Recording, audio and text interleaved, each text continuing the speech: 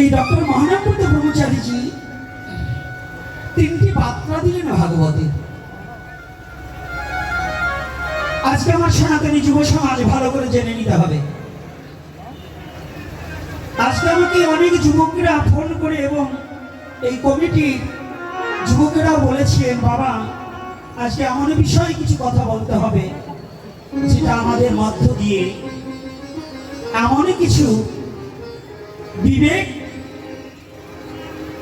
আত্মচেতনা উপলব্ধি হোক, আমরা যেখানে আছি আমরা সেখানে থেকে যেন আমার স্বধর্মকে ভালোবাসার সেই উদ্দীপনা জাগ্রত হয়।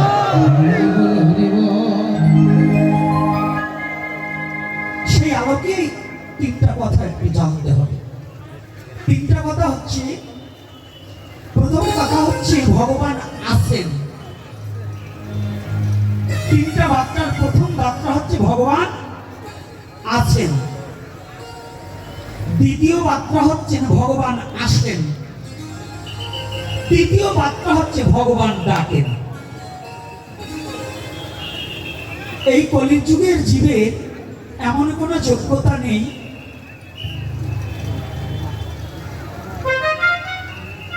এই কলির যুগের এমন কোন জীবের যোগ্যতা নেই যে ভগবানকে ডাকবে, কিন্তু ভগবান জীবকে ভালোবেসে অবনীতে নেমে এসে জগৎ জীবকে ভগবান গৌর হরি ডাকছে।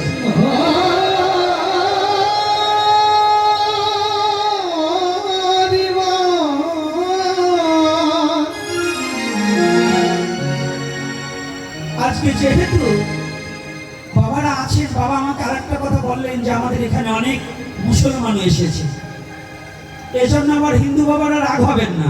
আমি আজকে দুটো পার্টেই দুটো কথা বলবো, কেউ রাগ হবেন না। কারণ অনেক সময় এখন রাজনৈতিক প্রেক্ষাপটে আমার মুখ একটু বন্ধ করে দিয়েছি। কারণ কি জানেন, কোন কথা বলতে কোন কথাকে বিপদ টেনে আনবো, এজন্য কোনো আমার ধর্ম ছাড়া কোনো ধর্মের কথা বলি না। কথাটা বুঝতে পারছেন না? ভগবান আসেন, ভগবান আসেন, ভগবান ডাকেন। এই কলির যুগের জন্য ভগবান ডাকছে। কলির যুগের জীবের ভগবানকে ডাকার মতো কোনো যোগ্যতা নেই। ইসলাম ধর্মে দিনে নবী মুহাম্মদ সাল্লাল্লাহু আলাইহি সাল্লামের আগে অনেক নবী পয়গম্বর এসেছে, কিন্তু মুহাম্মদ হচ্ছে আল্লাহর এমন একজন মনোনীত নবী যার মধ্য দিয়ে কোরআন বিশ্ব জগতে প্রকাশ পেয়েছে। আর আমার সনাতন ধর্মে যতই অবতার পুরুষ এসেছে তার মধ্যে শ্রেষ্ঠ অবতার হচ্ছে আমার গৌর হরি গৌরাঙ্গ অবতার। ইসলামে বললেন নবী না মানে যারা মুশায়েত কাফেরও তারা এই দুনিয়া। অর্থাৎ মুসলমানের ঘরে জন্মগ্রহণ করে যেজন দিনের নবী মুহাম্মদ সাল্লাল্লাহু আলাইহি সাল্লামকে মানে না, ও মুশাহেদ কাফের। আর নবীর যে গুণ ছিল সেই গুণের কিছু অংশ যদি মুসলমানের মধ্যে না থাকে, ও দাড়ি টুপি যাই রাখুক উনি মুসলমান হতে পারে না। নাকি বাবা মিথ্যা বলছি? দয়াল নবীর ছিল দয়াল নবী বলা হয়েছে, আর আমার দয়াল ঠাকুর বলা হয়েছে। তাহলে আমরা সনাতনী আমার দয়াল ঠাকুর, প্রেমের ঠাকুর হচ্ছেন শ্রীমান গৌর হরি।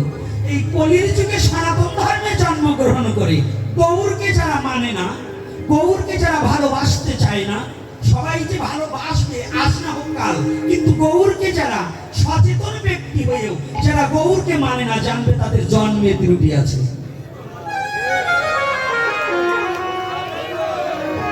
কথাটা কি বুঝতে পারছেন? রাধে রাধে। কষ্ট লাগছে নাকি?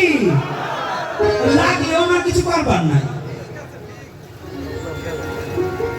এই কলির পাবন অবতারী গৌর হরিকে যদি সনাতন ধর্মে জন্মগ্রহণ করে যে অস্বীকার করবে, জানিয়ে রাখিবে জগতের পিতা কৃষ্ণ তাহে জেনা ভজে বাপ, পিতৃদোহী পাতকী হয় জন্মে জন্মে পাপ।